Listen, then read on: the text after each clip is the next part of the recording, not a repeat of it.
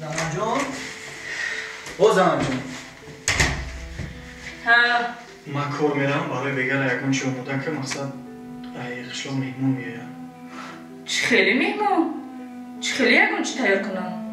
قشلاق زنگ زدن خیش تبارا می اومد دستن برادرها رفیقا می اومد دستن یک شبه مهمون میشون چی کاری داشتن همین شهرده من جای خال نداشته دستن برای خاطر زنگ زدن که خانه داد یک شبه مهمون شین. زنک جان هم مرا آموده که خوب که تیار که یک خیش تبار میآید اونگه که خانه فلانی رفته مهمونداری ما نکرد. با اون دو سومی ماشین شویی من و فرزنداتا بازار میخورونی. باز چی خیلی مهمون؟ شهر پوری مهمون خانه. روان در یکو مهمون خانه خواب کنم. اینجا جای مهمونای تو نیست. مهمون پیمون نیارمانده. زنک جان آخه آدم گفته رفیق گفته خیش تبار گفته مرا زنگ زدن. ها اون قدر روزای سختی که از سر گذراندیم کجا بودن؟ کجا بودن اکا و دادرت؟ اون خیش و تبارت کجا بودن؟ صاحب خانه که شدی بعد پیدا شدن. پشیمند یگان خیش و تبار اکا و دادر نمیاری.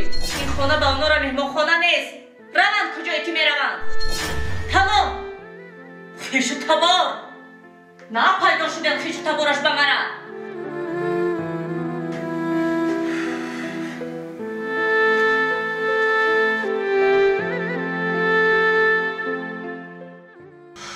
جون تینجی بود زنگ زدی زود دویده آمدم.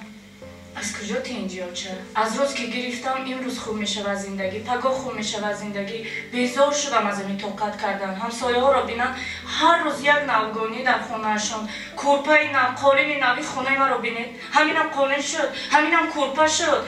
هر روز نوگانی ها در خونهشان کانسنری نو من چی؟ این را بینید همینم زندگی همینم رفتار در این سال و زمان همین قدی که زندگی میکنن. خلادینی که مردم بینن من یک ماه میشه و در خونم گوشت نیست اوقاتم گوشت ندارد. در خونه شما گل میخوردم گل میپوشیدم. این چگونه زندگی است آچه؟ شما مرا با چی امید و آرزوها کلان کردید؟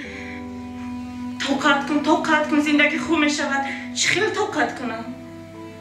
دختر جان آچه زندگی پستی و بلندی دارد. انسان باید در پستیش هم تو بیارد و در بلندیش هم. جون آچه من صاحب خانه شده من خانه تونم تعمیر کردید زیبا آهسته آهسته همش می شود. زن باید در تمام مشکلی در تمام پستی و بلندی باید در بر شوهرش باشد. خیلی کوشش کرده ایستاده است همش می شود. جان چی تو از این می برای گمان میکنی با یکم آدم خوبی دیگرش میزنی رود که باید آدم دیگر میافتگید از اینش هم بد باشد. خیلی نکن دختر جان آدم سر و سیمان نمی شود. باید به همه چی آدم باید طاقت کند شکرانه کند. فهمیدی؟ با یک سوم دو سوم مبلغ ماشینشویی زندگی پیش می رود چه در همین سال و زمان. شما با یک ناز و مهربانی مرا کلان کردید. یک تا دو تا فرزند الهیم که 5 تا فرزند باشد. من به خلاصه ای آمدم که از او قشاق کمبغل جدا می شوم. دیگر زندگی نمی کنم با او. هیچ چیز نگویید. چی تو گمان کردی که وقتش ما زندگی خوب داشتیم؟ ما هم قشاقانه زندگی کردیم ما هم عذاب کشیدیم ما هم نپوشیدیم نخوردیم شما رو کلان کردیم شما رو تربیه کردیم. چی گمان کردی که پدری تو بای بچه بود؟ پدری تو هم یک قشاق بود.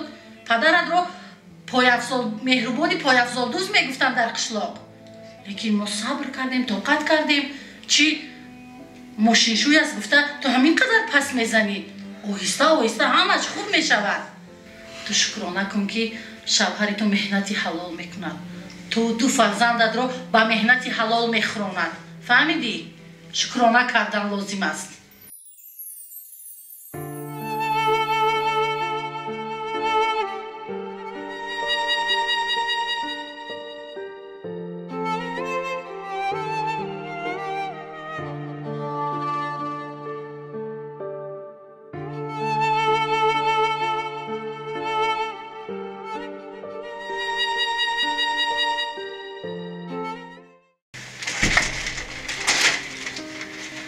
زنک جان او زنک جان چی؟ زنک جان من چی خیلی؟ آمدیم تا بود خیره زنک جان تایی دوست داشتت اومد تایی بینم ها پول جمع کردیم برای تا کرتای دوست داشته خریدم. کرتای دوست داشته خریدم که تو خرسان باشی، تو خوشبخت باشی و همیشه راحت کنی، استراحت کنی و در روزای نم بپوشی، دم بگیری. اوچم اومدگی در خونه؟ خلا اومدگی؟ در خونه. خلا جان ما ببینم. السلام علیکم خلا جانی من. السلام علیکم. خوش اومدین خلا جان. هزار رحمت برای اومدنتون. من زویلم گفت که اومدگیم باور کنم خرسان شدم که هزار رحمت خلا جان. آباد باشید. شینکنیم. خلا جان؟ جان. بخیر باشید. خیلی تبتون خیره. زن به من زنگ زد که زود به خانه بیا. زنت میگوید که از تو جدا میشم. رجب علی، من وقتش به تو گفته بودم که دختری من تاب نمیآورد به هر خیلی زندگی. سلام علیکم خلا جان. بخشش زیاد که شما را انتظار کردم خلا. زنگ زدی گفتی گپی ضرور دارم دویده اومدم. خلا جان، من فکر میکنم که در حد کوچه صحبت کردن اون قدر خوب نیست. میرفتیم یک سر یک کلچه میشتیم بو بهترین میشه صحبت میکردیم. میشینم ولی یک روز دیگر. خلا جان، راستی گپ من خیلی فکر کردم. سخنای شما را درباره نازنین گفتین که مقصد ارکه کلان شدگی همه جهت من فکر کردم. خلاصه من خلا جان انیخای فقط روزگی شما باشه. من میدونم که نازنین چی میخواد، من میدونم که در زندگی نازنین چه کلان شدگی همه جهت میفهم میدونم. خلاصه خدمت برآوردم خلا. من دیگر انتخاب ندارم. یگانه انتخاب من نازنین خدا. رجب علی جان، من میدونم که تو قلبی پاکیزه داری، عشق تو صمیمی است. من میدونم که تو در زندگی مردی با غیرت هستی. لیکن میدونی چی رجب علی، دختری من او رو من تولید کردم، او رو من کلان کردم، تربیه کردم. دختری من کم ترک ارکه است. شاید در زندگی شما موافق نهایی، شاید در زندگی تو طاقت کردن نتواند، شاید در کمبودی و پستی بلندی زندگی توب نآورد. من از این چیزش میترسم که پگاه تو در زندگی یا دختر من عذاب نکشی. خلا جان، من خلاصه من برآوردم. فقط روزگی شما خلا جان در کارایی که من خانواده من روان کنم. مایلش اگر تو راضی باشی منم راضی. خیلی خانوادتون روان کن، ما انتظار شما، دری ما برای شما گشوده. خب رحمت خلا جان.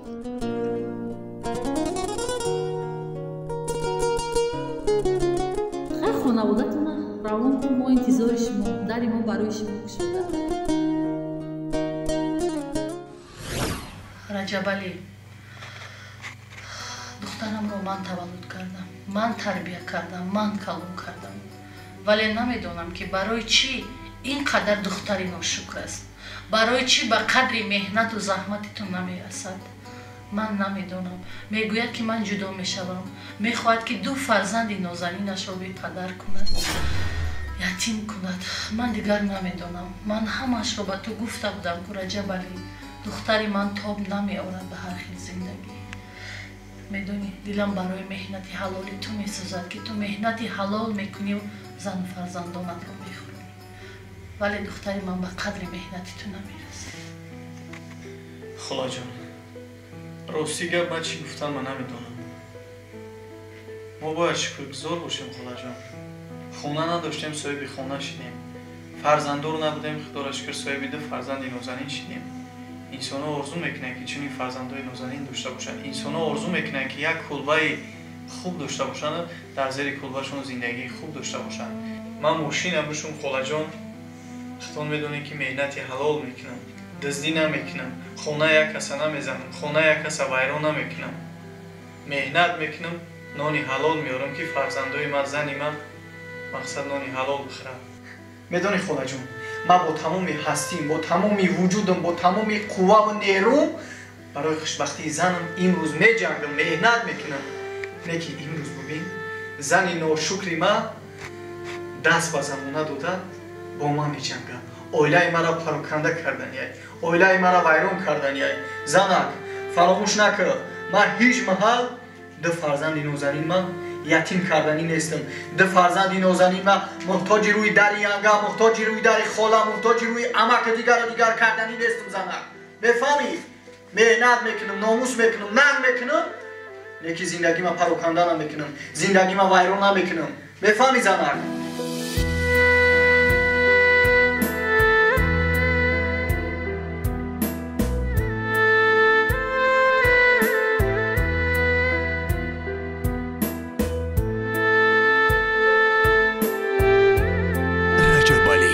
Ibroni